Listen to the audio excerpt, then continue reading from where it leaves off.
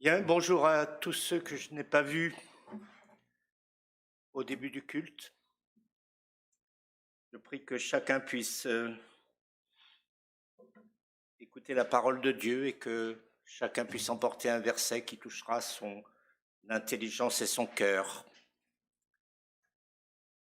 Voilà, je vous propose de lire pour commencer un premier verset qui est simplement là pour cerner le sujet de la prédication. Alors ce verset, je vais le lire, il s'affiche d'ailleurs là.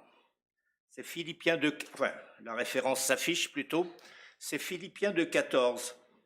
Faites toutes choses sans murmure ni hésitation. Dans la traduction second, ou bien dans la traduction Sommer, faites tout sans vous plaindre et sans discuter. Ou encore, dans la transcription d'Alfred Kuhn, transcription, donc il regroupe toutes les idées qu'il a trouvées dans différentes traductions sur ces versets. C'est forcément un peu plus long. Faites tout sans murmure au singulier, ni plainte. Ne soyez pas de perpétuels mécontents ou hésitants. Mettez-vous en garde contre un esprit de contestation et de doute. Alors, j'ouvre une parenthèse. Le mot murmure dans ces lectures, enfin, je l'ai signalé une fois au moins, est tantôt au singulier, tantôt au pluriel. Alors, nous ne devrons pas en être étonnés. Il y a d'autres exemples. Par exemple, le mot péché. Il est parfois au singulier, il est parfois au pluriel. Le péché au singulier, c'est un état. Et les péchés au pluriel, ce sont les actes et les manifestations de cet état. Et il me semble que c'est la même chose pour murmure. Le murmure au singulier, c'est un état. Et les murmures au pluriel, ce sont les actes, les manifestations de cet état. Alors, pour la prédication, je propose, comme c'est écrit, le titre suivant, quelques considérations sur les murmures. Et j'annonce 3 parties. Alors, la première sera courte. Il s'agit tout simplement d'un témoignage que j'ai trouvé il y a déjà assez longtemps dans un livre et dont j'avais gardé la trace dans mes archives. Et l'auteur de ce témoignage,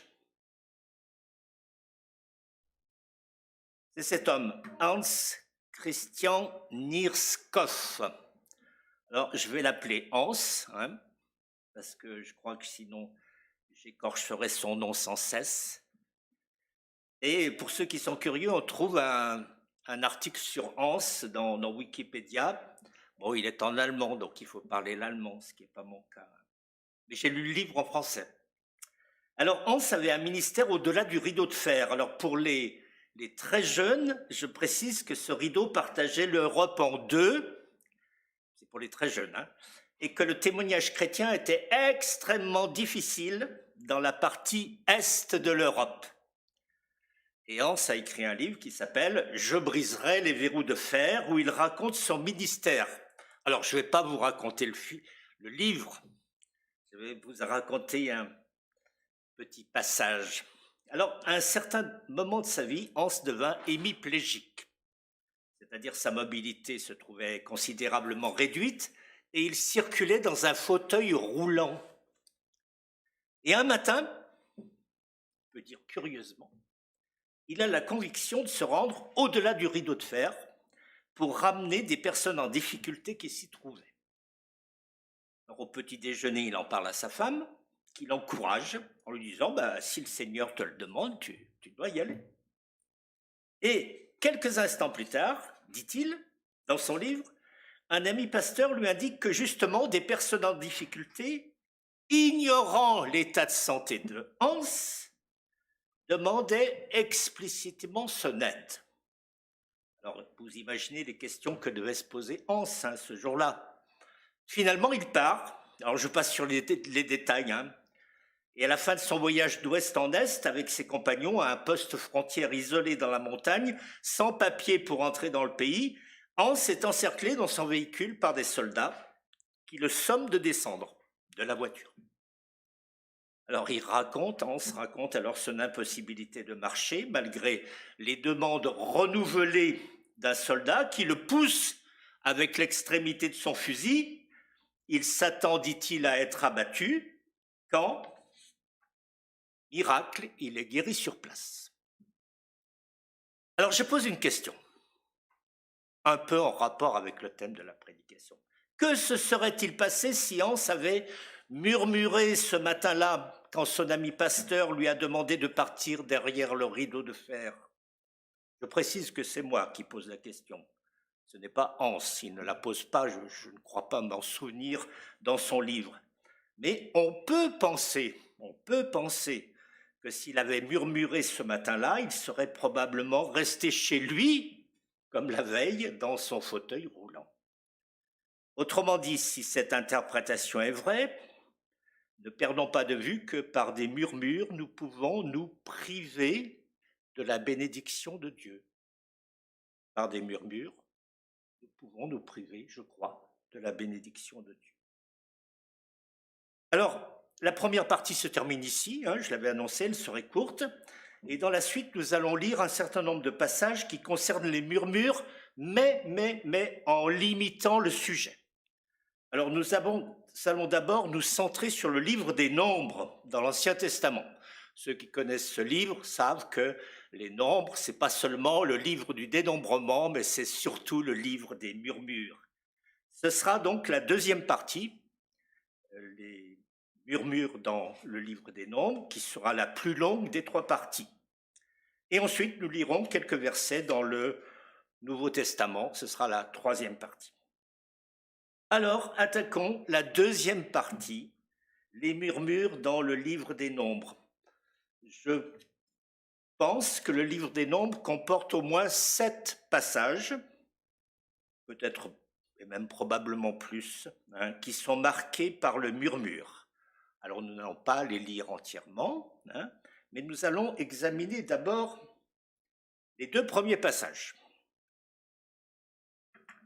Alors le premier passage, dans le livre des Nombres, dans l'Ancien Testament donc, où il est relaté des murmures, se trouve au chapitre 11 et au verset 1 et 2. J'ai ces versets sous les yeux dans la traduction seconde. Le peuple murmura, et cela déplut à l'Éternel. Et lorsque l'Éternel l'entendit, sa colère s'enflamma. Le feu de l'Éternel s'alluma parmi eux et dévora l'extrémité du camp. Le peuple cria à Moïse. Moïse pria l'Éternel et le feu s'arrêta. Alors ce passage ne donne aucune indication sur les motifs du murmure. Peut-être d'ailleurs que ce passage, versets 1 et 2, est lié avec la suite dont on dira quelques mots tout à l'heure. C'est peut-être un passage qui est scindé en 2 parties. Alors, ces 2 versets sont toutefois très significatifs, parce qu'en 2 versets, devant nos yeux, se place un déroulement en 5 étapes qu'on retrouvera dans les autres passages de manière complète ou incomplète parfois, comme une sorte de prototype. Ce qu'on a sous les yeux, c'est un prototype de passage consacré au murmure dans le livre des Nombres. Étape 1, la colère de l'Éternel. Sa colère, la colère de l'Éternel, s'enflamma, avons-nous lu. Étape 2, le châtiment de la part de l'Éternel. Le feu de l'Éternel dévora l'extrémité du camp. Étape 3, la prière d'intercession de Moïse. Moïse pria l'Éternel. Étape 4, l'arrêt du châtiment, le feu s'arrêta. Alors je dis 5 étapes. Ben oui, il y a la première que j'ai oublié de compter dans mon défilement. Il y a le murmure du peuple. Le peuple murmura. Je me reprends, les étapes sont murmure du peuple, colère de l'Éternel, châtiment de la part de l'Éternel, prière d'intercession de Moïse et arrêt du châtiment. C'est clair dans ce passage-là. Alors, regardons un autre passage qui se présente encore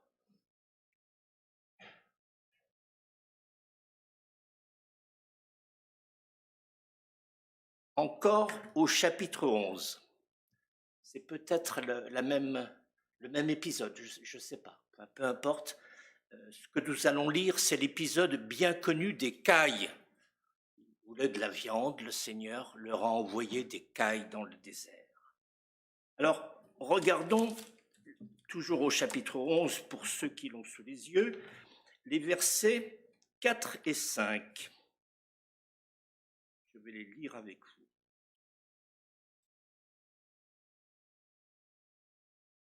Le ramassis de gens qui se trouvait au milieu d'Israël fut saisi de convoitise. Et même les enfants d'Israël recommencèrent à pleurer et dire « Qui nous donnera de la viande à manger ?» Nous nous souvenons des poissons que nous mangions en Égypte et qui ne nous coûtaient rien. Des concombres, des melons, des poireaux, des oignons et des os. Amusant ce passage. Je ris intérieurement chaque fois que je le lis. Il n'est pas dit que le peuple murmura. Dans la traduction que j'ai lue, il est dit que les enfants d'Israël recommencèrent à pleurer. Le mot murmure, j'en conviens, n'est pas dans le texte que j'ai lu, mais le contexte prouve bien qu'il s'agit de murmure dans l'intention de revendiquer, et c'est la première étape dans le schéma en 5 étapes. Verset 10. Moïse entendit le peuple qui pleurait, chacun dans sa famille, et à l'entrée de sa tente, la colère de l'Éternel s'enflamma fortement. La colère de l'Éternel s'enflamma fortement. C'est la deuxième étape dans le schéma en 5 étapes. Versets 33-34. Comme la chair des cailles, la viande des cailles, était encore entre leurs dents sans être mâchée, la colère de l'Éternel s'enflamma contre le peuple, et l'Éternel frappa le peuple d'une très grande plaie. On donna à ce lieu le nom de Kibroth Hattaava, parce qu'on y enterra le peuple que la convoitise avait saisi. C'est la troisième étape. Ici, le déroulement en 5 étapes est incomplet. Il s'arrête là. Moïse n'intercède pas pour le peuple en vue de l'arrêt du châtiment. Du moins, ce n'est pas dit ici. Mais ce deuxième passage est intéressant parce qu'il fournit une raison de murmure. Il s'agit ici clairement de la convoitise. On l'a lu. On donna à ce lieu le nom de Kibroth Hattaava, parce qu'on y enterra le peuple que la convoitise avait saisi. D'ailleurs, une note que vous avez probablement comme moi dans vos Bibles dit que Kibroth Hattaava signifie sépulcre de la convoitise ou bien tombeau de la convoitise. Alors, on notera, on y reviendra un peu à un autre moment, que la convoitise peut être tournée vers la nouveauté qu'on ne possède pas et qu'on souhaiterait posséder. Mais la convoitise peut être aussi tournée vers ce qu'on a possédé à une certaine époque et qu'on ne possède plus, qu'on a perdu. C'est le cas ici. Et dans ce cas-là, la convoitise rejoint le regret du passé. Regret du passé qui est un moteur important probablement dans nos vies si nous n'y faisons pas attention. Et c'est le cas ici, je l'ai lu dans le verset 5. Ils se souviennent de ce qu'ils mangeaient en Égypte, des poissons, des concombres, etc., etc. Ça, c'est le regret du passé. Alors, ce deuxième passage nous interpelle parce qu'il est facile de tomber dans le travers du regret du passé. C'était mieux autrefois. Ah, quand j'étais jeune. C'était mieux, pas Laurence, au début de notre mariage.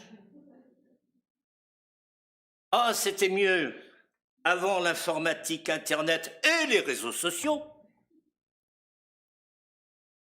C'était mieux quand on était dans l'assemblée une telle, etc., etc. On pourrait multiplier les propos et peut-être les lieux communs d'ailleurs, parce que ce sont des lieux communs pour la plupart. Alors, avant d'aller un peu plus loin, faisons le point sur ce que nous avons déjà appris en considérant les 2 premiers passages sur les 7 dont j'ai dit qu'ils existaient dans le livre des Nombres. Est-ce que la diapositive a bougé? Non? Non?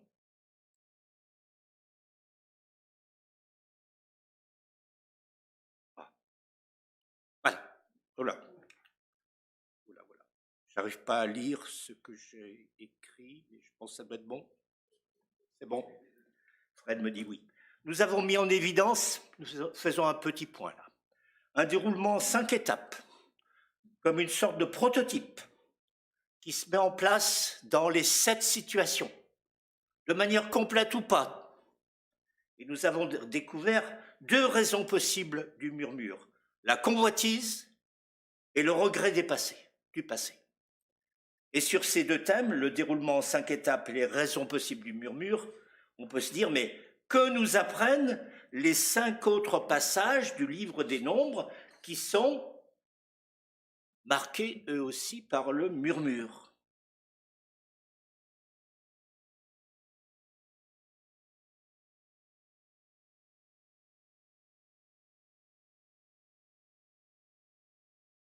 Il faut que tu avances, Fred, je ne sais pas ce qui se passe. Voilà. Alors nous passons en revue ces 5 murmures. C'est vu d'avion, ce qu'on va dire. Hein. On ne va pas trop s'arrêter. Mais ça va évoquer peut-être des souvenirs. Pour certains, et certainement ça évoque des souvenirs. On trouve un passage où Marie et Aaron, c'est-à-dire respectivement sœurs et frères de Moïse, murmurent contre Moïse au sujet d'une femme éthiopienne qu'il avait prise. Là, quand on lit le passage, le déroulement en 5 étapes est complet. On trouve les murmures du peuple contre Moïse au moment de l'envoi des 12 espions en terre promise. Là, le déroulement en 5 étapes est complet, mais pas tout à fait dans le même ordre.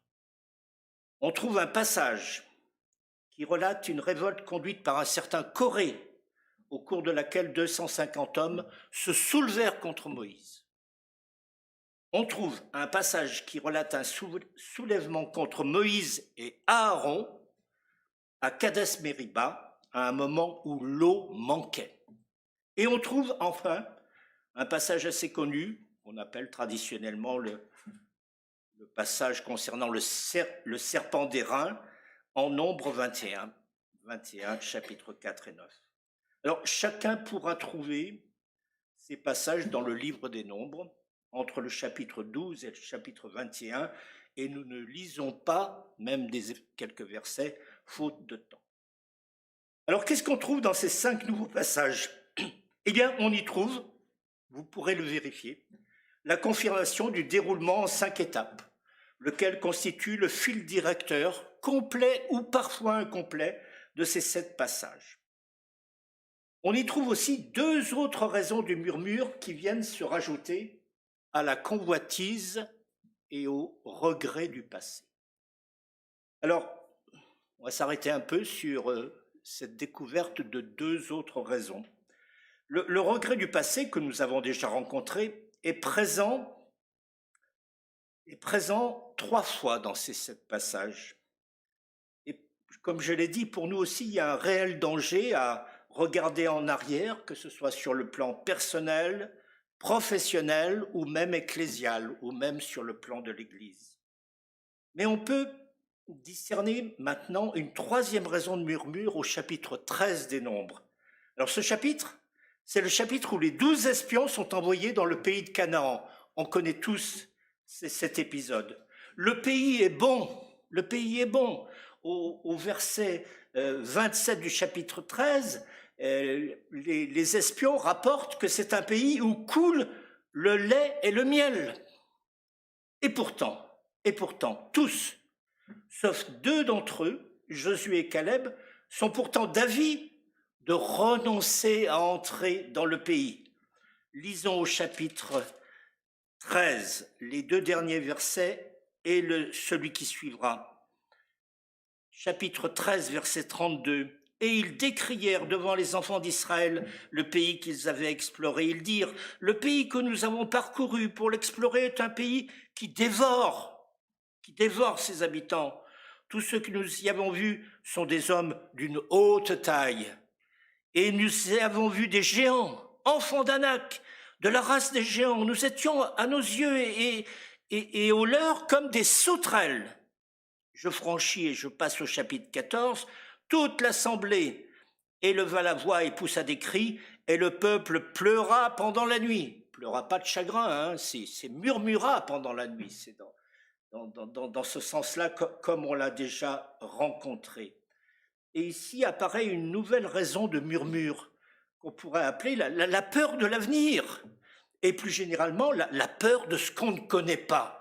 C'est un pays où coule le lait et le miel, mais on a oublié le lait et le miel, on n'a vu que les géants, parce qu'en fait, on ne connaît pas ce pays. Alors, on découvre dans ce même passage une 4e raison de murmure, à nouveau, par exemple, dans l'épisode des 12 espions, mais aussi à d'autres endroits. Et pour cela, relisons là où nous sommes, au chapitre 14, versets 1, 2 et 3. Toute l'assemblée éleva la voix et poussa des cris, et le peuple pleura pendant la nuit.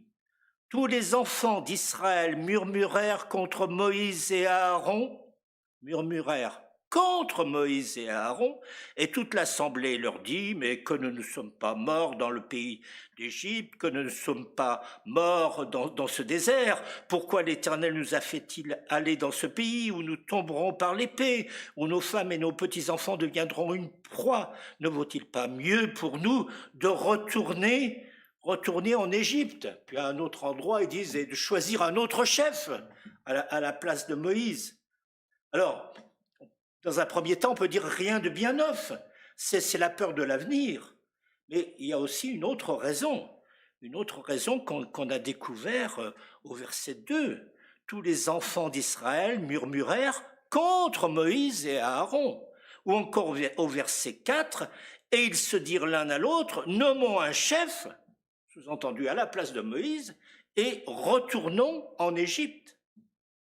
Alors ce motif-là, c'est la contestation de l'autorité de Moïse, chef déclaré par Dieu lui-même.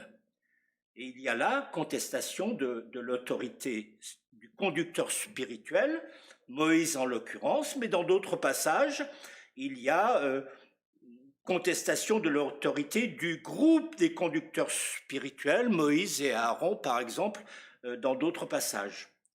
L'exemple d'Aaron, le frère de Moïse, est d'ailleurs tout à fait intéressant parce que parfois il se trouve contesté et puis parfois il est lui-même contestateur.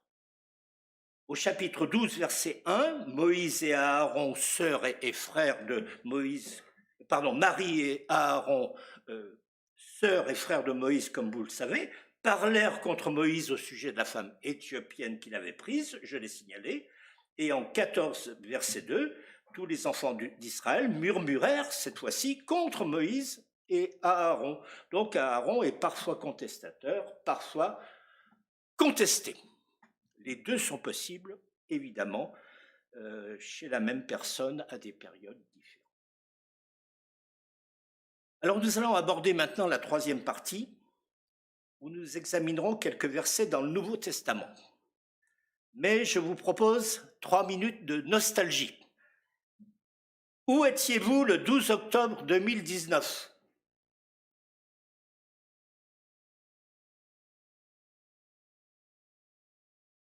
C'est loin, hein ? C'était avant. C'était du temps du monde d'avant. Eh bien moi, j'étais avec un certain nombre d'entre vous au Jet pour une retraite de notre église. Et l'orateur, peut-être certains s'en souviennent, voilà, s'appelait Manu Renard, pasteur principal de l'église de Pont-au-Convaux, en Seine-et-Marne.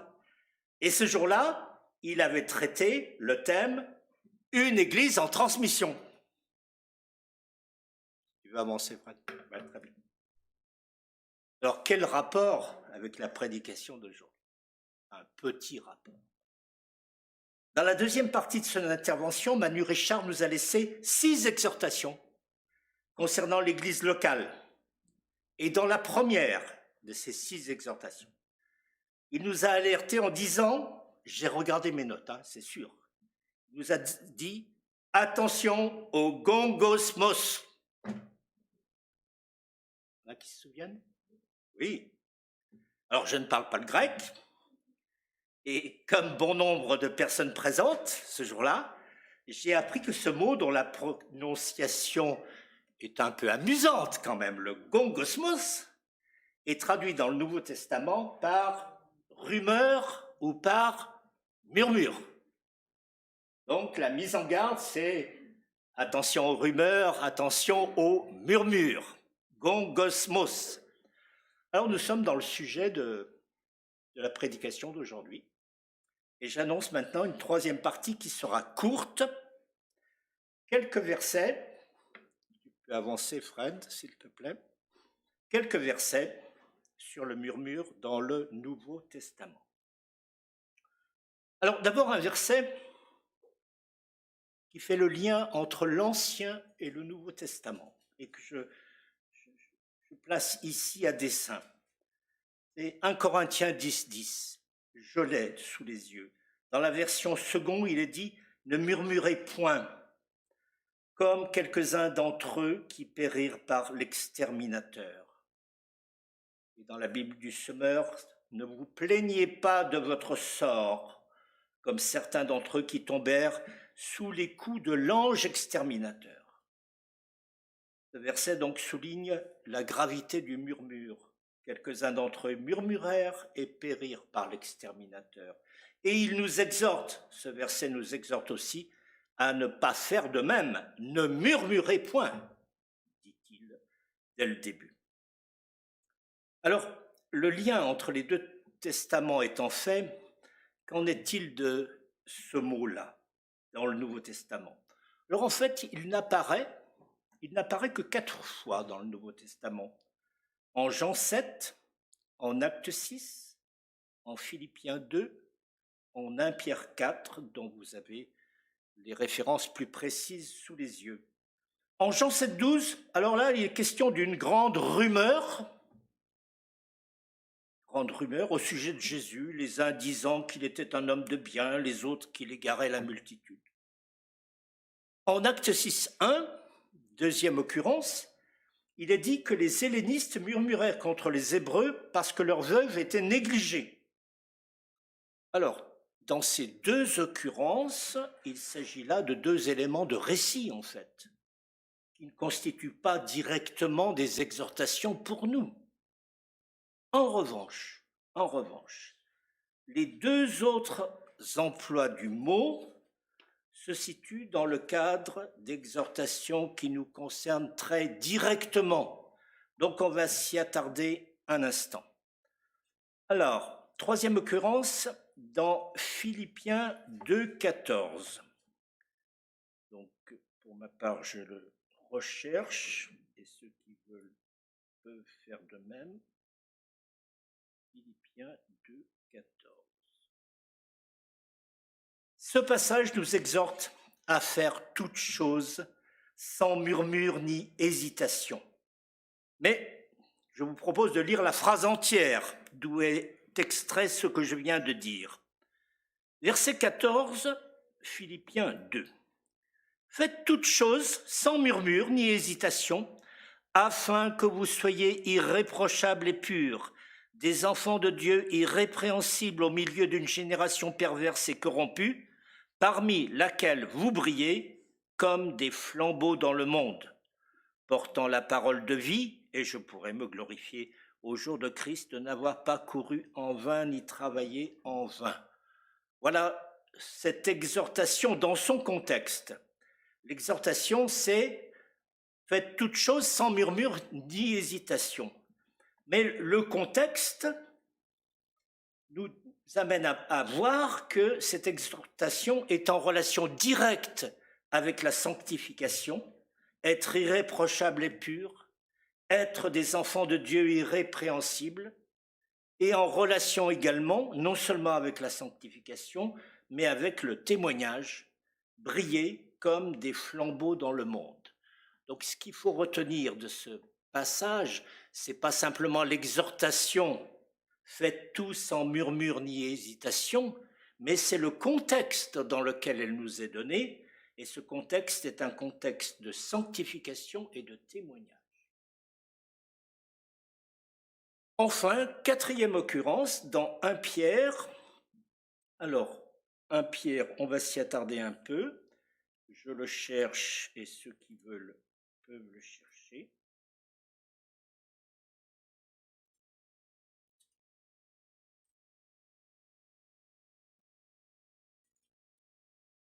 Alors, dans ce passage, curieusement, nous exhorte à exercer l'hospitalité les uns envers les autres, sans murmure. Alors, l'hospitalité est certes importante, mais on passe à côté du texte si on ne lit pas le paragraphe tout entier qui contient ce verset. Et on comprendra ainsi que l'hospitalité n'est citée qu'à titre d'exemple. Je lis avec vous 1 Pierre 4, versets 7 à 11. La fin de toute chose est proche. Soyez donc sages et sobres pour vaquer à la prière. Avant tout, ayez les uns pour les autres un ardent amour, car l'amour couvre une multitude de péchés. Exercez l'hospitalité les uns envers les autres, sans murmure. Qu'est-ce que ça vient faire là? Je crois que c'est un exemple simplement, parce qu'on continue. Comme de bons dispensateurs des diverses grâces de Dieu, que chacun de vous mette au service des autres le don qu'il a reçu. Si quelqu'un parle, que ce soit comme annonçant les oracles de Dieu. Si quelqu'un remplit un ministère, qu'il le remplisse selon la force que Dieu communique, afin qu'en toute chose, Dieu soit glorifié par Jésus-Christ, à qui appartiennent la gloire et la puissance au siècle des siècles. Amen. Le champ d'application de ce verset, faites toutes choses sans murmure ni hésitation, dépasse donc largement l'hospitalité. Il englobe tous les dons, que ce soit les dons de proclamation si quelqu'un parle, que ce soit les dons liés au ministère diaconal si quelqu'un remplit un ministère. Moi, j'ajoute diaconal conformément à la transcription d'Alfred Kuhn de ce même verset. J'ajoute avec Alfred Kuhn ce mot. Bref, on peut dire, sans trahir à mon avis le passage, que chacun doit exercer les dons qu'il a reçus sans murmure. Le verset 10 affirme que, comme de bons dispensateurs des grâces de Dieu, chacun de nous doit mettre au service des autres le don qu'il a reçu. Et dans le contexte de ce passage, il doit le faire, je le répète, sans murmure, sans gongusmos, même si cela n'est pas dit ailleurs que dans l'exemple de l'hospitalité, c'est à mon avis sous-entendu pour tous les dons et pas seulement celui de l'hospitalité. Alors si nous revenons au livre des Nombres, chacun doit mettre son don ou ses dons au service des autres, sans convoitise, c'est-à-dire sans revendiquer le droit, le don d'un autre, sans regret du passé, c'est-à-dire sans se dire « j'étais tellement plus tranquille avant », sans contestation de l'autorité, c'est-à-dire en concertation avec les responsables de l'Église, et sans peur de l'avenir, c'est-à-dire sans se dire « jamais je n'y arriverai », sans se dire « jamais je n'y arriverai ». Alors, je termine cette prédication par une réflexion rapide sur le passé et l'avenir. Crainte du passé, peur de l'avenir. M'amène à cette réflexion rapide. Nous avons vu qu'il y avait possibilité de murmure aussi bien par regret du passé que par peur de l'avenir. Mais cela ne signifie pas que passé et avenir sont interchangeables. On ne peut pas renverser le sens du temps. Le passé est derrière nous et on ne peut rien y changer, même si on peut apprendre du passé, on ne peut pas le changer. Et l'avenir est devant nous et il reste à construire. Donc je vous propose 2 versets, comme on va le voir, et même 3. Luc 9, 62. Quiconque met la main à la charrue et regarde en arrière n'est pas propre au royaume de Dieu. Alors ce verset vous remet peut-être en mémoire, ça a été le cas pour moi, l'épisode de la femme de Lot. Elle regarda en arrière, elle fut changée en statue de sel, et elle mourut. Bon, c'est pas très exaltant, cet exemple de la femme de Lot, je le pense aussi. Mais l'Évangile ne se contente pas de dire de ne pas regarder en arrière. L'Évangile nous porte en avant. Je dirais même, c'est l'image qui m'est venue, l'Évangile nous jette en avant. Que dit l'apôtre Paul à ce sujet? Dernière lecture dans les Philippiens. Philippiens chapitre 3.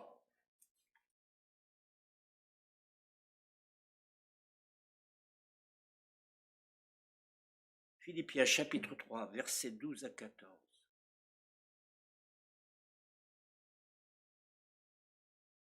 Ce n'est pas que j'ai déjà remporté le prix, dit Paul, ou que j'ai déjà atteint la perfection, mais je cours pour tâcher de le saisir, puisque moi aussi j'ai été saisi par Jésus-Christ. Frère, je ne pense pas l'avoir saisi, le prix. Mais je fais une chose, oubliant ce qui est en arrière et me portant vers ce qui est en avant, je cours vers le but pour remporter le prix de la vocation céleste de Dieu en Jésus-Christ.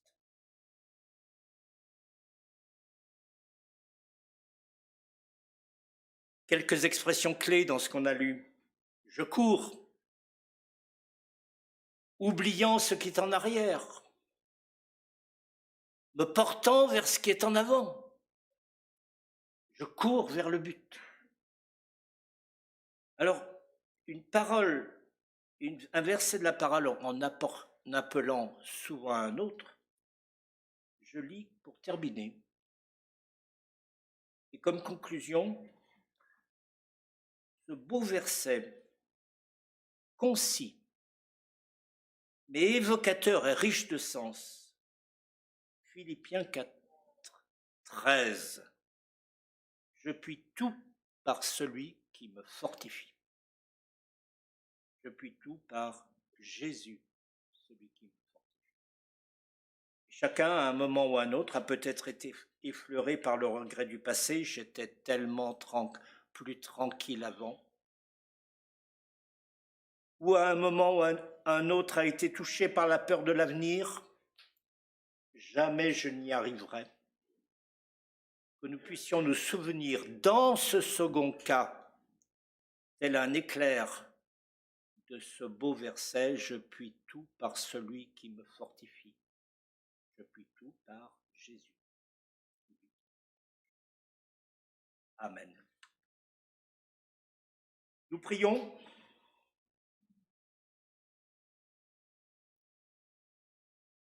Nous te remercions, Seigneur, pour ta parole qui est bonne pour nous, qui nous montre aussi ce que tu aimes et aussi ce que tu ne supportes pas. Ta parole nous rappelle qu'il est facile de tomber dans la convoitise, dans le souci de posséder ce que nous n'avons pas ou que nous n'avons plus. Et nous te prions pour que tu nous aides à ne pas tomber dans la convoitise et que tu nous apprennes à nous satisfaire pleinement de ce que tu nous donnes jour après jour et avec générosité. Ta parole nous rappelle aussi que tu veux ouvrir notre chemin de vie sans regret du passé et aussi sans crainte de l'avenir.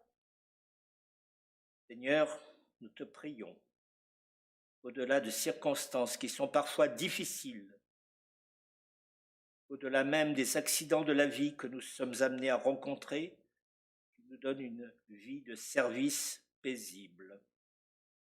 Nous te prions pour que tu nous permettes de regarder en avant, que tu nous permettes de mettre nos pas dans les tiens, que tu nous gardes dans la dépendance vis-à-vis de toi. La parole nous rappelle enfin que c'est par grâce que tu donnes des dons pour la construction de ton Église. Nous te prions que chacun puisse exercer les dons que tu lui as donnés, sans murmure et avec joie. Merci parce que non seulement tu nous fortifies, mais qu'en Jésus-Christ, celui qui nous fortifie, nous pouvons tout. Dès lors que nous marchons à sa suite, dans la paix, dans l'espérance et dans la dépendance. Amen.